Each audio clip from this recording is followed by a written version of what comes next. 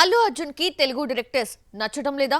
Craze తెచ్చింది, pan India హీరోని చేస్తుంది. మన వాళ్ళైతే బన్నీ ప్రెజెంట్ తెలుగు డైరెక్టర్స్ వైపు కన్నెత్తి చూడడం లేదు. ఆల్రెడీ తమిళ డైరెక్టర్ అట్లీతో పనిచేస్తున్న బన్నీ తెలుగు తప్ప బయట దర్శకులు చెప్పిన కథలు మాత్రమే వింటున్నాడా? ఇంతకీ బన్నీకి కథలు చెప్పిన దర్శకులెవరు? Have a look. Pushpa 2 blockbuster తర్వాత అల్లు అర్జున్ మైండ్ సెట్ మారిపోయింది. 1800 కోట్లకు పైగా గ్రాస్ కలెక్ట్ చేసి ఇండస్ట్రీ రికార్డులు బద్దలు కొట్టేసరికి బన్నీ ఆలోచనంతా రికార్డుల వైపు పరిగెడుతుంది. ఏదో రకంగా కొత్తగా కనిపించాలి, కథతో కొత్త ప్రపంచాన్ని సృష్టించాలి, అందరి చూపు తన వైపే ఉండాలి. ఇలా యూటర్న్ తీసుకుని త్రివిక్రమ్ను దూరంగా పెట్టాడు బన్నీ. జులై, సన్ ఆఫ్ సత్యమూర్తి, అలవైకుంఠపురంలతో బన్నీ త్రివిక్రమ్ కాంబినేషన్ హ్యాట్రిక్ కొట్టింది. పుష్ప 2 తర్వాత 4సారి కలిశారు అనుకుంటే బన్నీ త్రివిక్రమ్ను కాదని అట్లీకి గ్రీన్ సిగ్నల్ ఇచ్చాడు. త్రివిక్రమ్ కూడా బన్నీకొచ్చిన పాన్ ఇండియా ఇమేజ్ను దృష్టిలో పెట్టుకుని మైథలాజికల్ స్టోరీ రాసుకున్నాడు. అయితే అట్లీ కథ అంతకు మించి ఉందని ఫీల్ అయిన బన్నీ త్రివిక్రమ్ను వెయిటింగ్లో పెట్టాడు.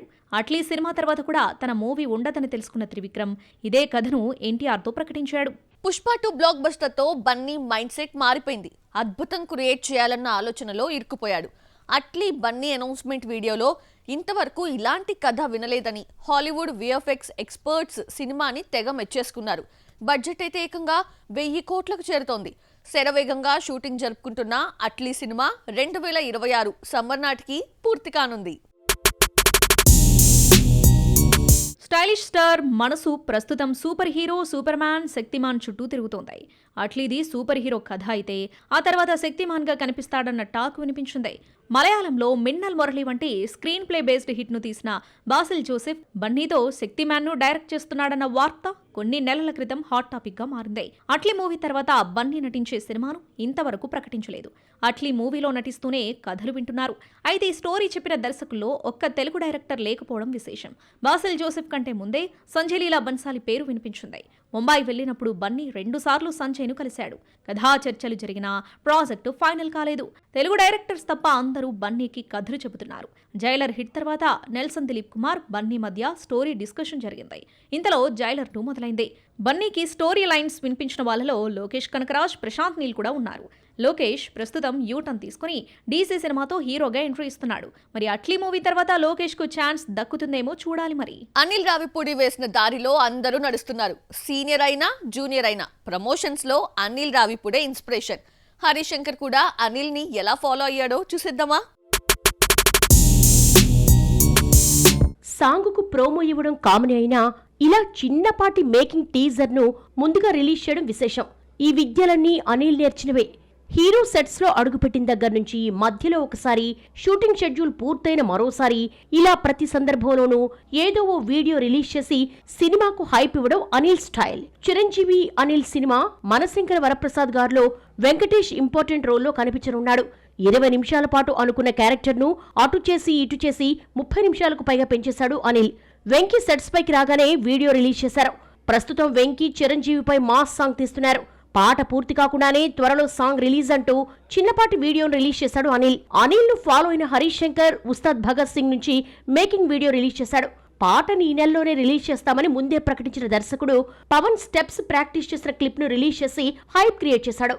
దేవిశ్రీ ప్రసాద్ మ్యూజిక్ ఇవ్వడంతో ఉస్తాద్ భగత్ సింగ్ ఆడియోపై మెగా ఫ్యాన్స్ చాలా ఆశలు పెట్టుకున్నారు. గబ్బర్ సింగ్ తర్వాత హిట్ త్రయం పవన్, హరీష్, దేవిశ్రీ కాంబోలో వస్తున్న సినిమా ఇది. పవన్, దేవిశ్రీ కలయికలో వచ్చిన జల్సా, అత్తారింటికి దారేది మ్యూజికల్ హిట్స్ అయ్యాయి. 60-70+ సీనియర్స్ ని కవర్ చేసేసిన అషిక 50+ హీరోని కూడా వదిలిపెట్టలేదు.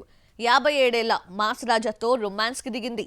కిషోర్ తిరుమల దర్శకత్వంలో రవితేజ, అషిక, డింపుల్ హయాతి హీరో హీరోయిన్స్ గా నటించిన భర్త మహాశైలకు విజ్ఞప్తి సినిమా నుంచి వచ్చిన ఫస్ట్ లిరికల్ వీడియో రిలీజ్ అయింది. ఇందులో గ్లామర్ లుక్ తో ఆషిక కొత్తగా కనిపించింది. ఆషిక అమిగోస్ మూవీతో తెలుగులోకి ఎంట్రీ ఇచ్చింది. Naa Saami రంగతో successful heroine అనిపించుకుంది. కొత్త అందాలు మీనాక్షి చౌదరి, భాగ్యశ్రీ బోర్సేకి పోటీగా ఛాన్సులు అందుకుంటోంది. అయితే ఈ అమ్మడికి సీనియర్స్ మాత్రమే ఛాన్సులు ఇస్తున్నారు. ప్రస్తుతం భర్త మహాశయులకు విజ్ఞప్తితో పాటు చిరంజీవి, విశ్వంభరతో పాటు తమిళంలో సర్దార్ 2లో కార్తీతో జత కడుతోంది. ఆషిక 9 ఏళ్ల క్రితమే కన్నడ మూవీతో ఎంట్రీ ఇచ్చింది. శాండల్వుడ్ లో వరుస సినిమాలు చేసిన రాణి క్రేజ్ నాసామి రంగ తీసుకొచ్చింది. దీంతో ఏకంగా మెగాస్టార్ తో స్క్రీన్ పంచుకునే ఛాన్స్ కొట్టేసింది. మరో సీనియర్ హీరో రవితేజతో ఆడి పాడుతోంది. యాక్టింగ్ స్టార్ట్ చేసి 10 ఏళ్లైనా ఇంతవరకు డాన్స్ చేసే ఛాన్స్ ఆషికాకు దక్కలేదు. భర్త మహాశయులకు విజ్ఞప్తిలో బెల్ల బెల్ల సాంగ్ లో మాస్ రాజాతో పోటీగా డాన్స్ లో ఎనర్జెటిక్ గా గ్లామర్ గా కనిపించింది. బీమ్స్ మ్యూజిక్ అందించగా సినిమా సంక్రాంతి బరిలో దిగుతోంది. మాస్ ఇమేజ్ సంపాదిస్తేనే స్టార్ అవుతామన్న మానియా నుంచి మన కుర్ర హీరోస్ బయటపడ్డారు. ఈ ఫార్ములా ఎప్పటి నుంచో ఉన్నదే అయినా చాలా మంది కుర్ర హీరోస్ మాస్ హీరో అనిపించుకోవడం కంటే సక్సెస్ వస్తే చాలనుకుంటున్నారు. యంగ్ హీరోల టీజర్స్, ట్రైలర్స్ చూస్తుంటే ఒకరిద్దరు తప్ప చాలా మంది మాస్ ఇమేజ్ కి దూరంగానే ఉన్నారు. వాళ్ళెవరో చూద్దామా? సుమ రాజీవ్ కనకాల వారసుడు రోషన్ కనకాల బబుల్ గమ్ మూవీతో హీరోగా పరిచయం అయ్యాడు. లవ్ స్టోరీగా రూపొందిన ఈ సినిమా ఫ్లాప్ కావడంతో రెండో సినిమా కోసం కలర్ ఫోటోతో జాతీయ అవార్డు అందుకున్న సందీప్ రాజ్ కథను ఎంచుకున్నాడు రోషన్. రీసెంట్ గా రిలీజ్ అయిన ట్రైలర్ చూస్తుంటే ప్రేమ యుద్ధం సాగించాడు హీరో. లవ్ యాక్షన్ గా రూపొందిన ఈ సినిమా 12న థియేటర్స్ లోకి వస్తోంది. అన్న విజయ్ దేవరకొండ తమ్ముడు ఆనంద్ దగ్గర సినిమా పాఠాలు నేర్చుకోవాల్సిందే. డిఫరెంట్ కాన్సెప్ట్స్ ఎంచుకుంటూ ఆనంద్ ఆడియన్స్ కు దగ్గరయ్యాడు. రీసెంట్ గా రిలీజ్ అయిన ఎపిక్ మూవీ టీజర్ చూస్తుంటే డిఫరెంట్ గా కనిపించి షాక్ ఇచ్చాడు Anand. Web series 90s a middle class biopic తీసి ఆకట్టుకున్న ఆదిత్య హాసన్ ఎపిక్ తో దర్శకుడిగా పరిచయం అవుతున్నాడు. ఆనంద్ అందరిలా మాస్ జోలికి పోకుండా తనదైన కొత్తదనాన్ని నమ్ముకున్నాడు. బేబీ తర్వాత ఆనంద్ దేవరకొండ, వైష్ణవి మరోసారి జతకట్టగా ఈ సినిమాకు హేషం అబ్దుల్ వాహద్ మ్యూజిక్ ఇచ్చాడు.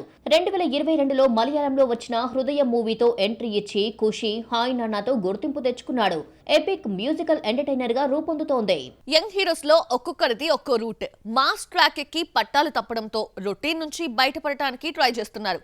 ఇలా ఆలోచించిన నిఖిల్ కార్తికేయ 2తో పాన్ ఇండియా హిట్ అందుకున్నాడు. లేటెస్ట్ మూవీ స్వయంభూతో హిస్టరీలోకి వెళ్ళిపోయాడు. సినిమా ఫిబ్రవరి 13న రిలీజ్ అవుతోంది. సక్సెస్ ఊరికే రాదు. కష్టపడటంతో పాటు కొత్తగా ఆలోచించాలి. స్టోరీ డిఫరెంట్ గా ఉంటేనే హిట్ పడుతుంది అన్న నమ్మకంతో యంగ్ హీరోలందరూ ఇదే దారిలో నడుస్తున్నారు. పెళ్లి సందడి హిట్ తర్వాత 3 ఏళ్లు టైం తీసుకున్న రోషన్ ఛాంపియన్ అంటూ పీరియాటిక్ స్పోర్ట్స్ డ్రామాతో డిసెంబర్ 25న వస్తున్నాడు. ఇక శర్వానంద్ అయితే ఏకంగా 0 ప్యాక్ తో బైకర్ గా ముందుకొస్తున్నాడు. బైకర్ మూవీ కోసం పడిన కష్టం అంతా ఇంతా కాదు. ఫేస్ లో కళపోయిన క్యారెక్టర్ కోసం మేక్ ఓవర్ కాక తప్పలేదు. హిట్ కోసం యంగ్ హీరోలు అన్ని రకాలుగా ఆలోచిస్తున్నారు. అర్జున్ రెడ్డిలా నెగిటివ్ షేడ్ తో హిట్ కొట్టాలని నందు ఫిక్స్ అయి సైక్ సిద్ధార్థ మూవీ చేశారు. ట్రైలర్ చూస్తుంటే టైటిల్ కు తగ్గట్టుగా హీరోగా కాకుండా విలన్ గా బిహేవ్ చేశాడు నందు. సినిమా 12న థియేటర్స్ లోకి వస్తోంది.